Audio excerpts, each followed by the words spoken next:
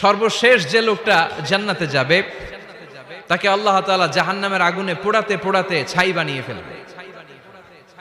আল্লাহ বলবেন, জিব্রাইল যাও একটু দেখো, একটা মাত্র সেজদা দিয়েছে আমাকে, এরকম কাউরে পাওয়া যায় কিনা। বাটি চালান দিয়ে দেখো পাওয়া যায় কিনা। খুঁজে খুঁজে কাউরে পাবে না। আল্লাহ বললেন আবার দেখো, খুঁজে খুঁজে একজনকে পাবে, সামান্য ইমানের ছিটে ফোঁটা তার অন্তরে ছিল। আল্লাহ বলবেন যেহেতু ছিটে ফোঁটা আছে, অনেক মায়ের খাইছে, ওকে বের করে জাহান্নাম থেকে বের করে একটা নির্ধারিত দূরত্বে রেখে দাও। রেখে দেয়া হবে, কিন্তু জাহান্নামের আগুনের লেলিহান শিখাতে তার গা ঝলসে যাবে। সে আল্লাহর ডেকে বলবে, মাবুদ তোমার কাছে আমি কিছু চাই না, জাহান্নাম থেকে তুমি আমাকে বের করেছো, জীবন নদীর পানি তুমি আমার গায়ের মধ্যে ঢেলে দিয়েছো, আমি আবার সজীবতা ফিরে পেয়েছি। আমি তোমার কাছে জান্নাত চাই না, শুধু নিরাপদ একটা দূরত্বে আমাকে রেখে আসো, যাতে জাহান্নামের আগুন আমারে কষ্ট দিতে না পারে।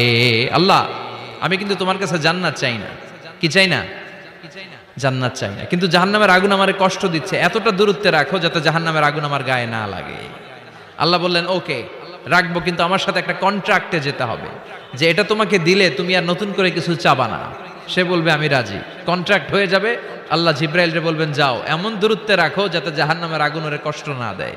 রেখে আসা হবে, অনেক দিন সে ওখানে আনন্দে থাকবে, আল্লাহ শুকরিয়া করবে। সে মনে মনে বলবে বেঁচে গিয়েছি, আমি বেঁচে গিয়েছি, জীবনে আর কিছু চাই না, জাহান্নাম থেকে আমি বেঁচে গিয়েছি। অনেকদিন থাকার পরে মনে মনে ভাববে বাইসা তো গেছি, কিন্তু নতুন করে একটু ট্রাই করে দেখি, জাহান্নামের সৌন্দর্যের দৃশ্য একটু চোখ দিয়ে অবলোকন করা যায় কিনা। সে আল্লাহরে ডেকে বলবে আল্লাহ ইনদি সুআল, আমার একটা ফরিয়াদ আছে। কি ফরিয়াদ? আল্লাহ আগেই বলে রাখি আমি কিন্তু জান্নাতে যেতে চাই না। আল্লাহ বলবেন কি চাও? সে বলবে আল্লাহ তোমার জান্নাতটা তুমি কত সুন্দর করে বানিয়েছো, আমি একটা নজর শুধু দেখতে চাই। জান্নাতের দরজার সামনে নিয়ে যদি আমারে বসিয়ে রাখো, দ্যাটস ইনাফ, আর কিছু চাই না, শুধু জান্নাতের দরজার সামনে। আল্লাহ বললেন তুই না ওয়াদা করেছিস, তুই না চুক্তি করেছিস। সে বলবে আল্লাহ আমারে হতভাগা বানাইয়া তোমার কি লাভ? সুবহানাল্লাহ পড়েন।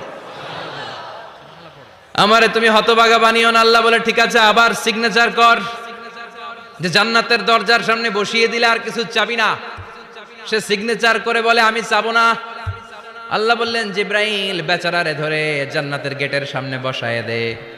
এবার জান্নাতের গেটের সামনে বসে বসে জান্নাতের সৌন্দর্য দেখা শুরু করবে। সুবহানাল্লাহ।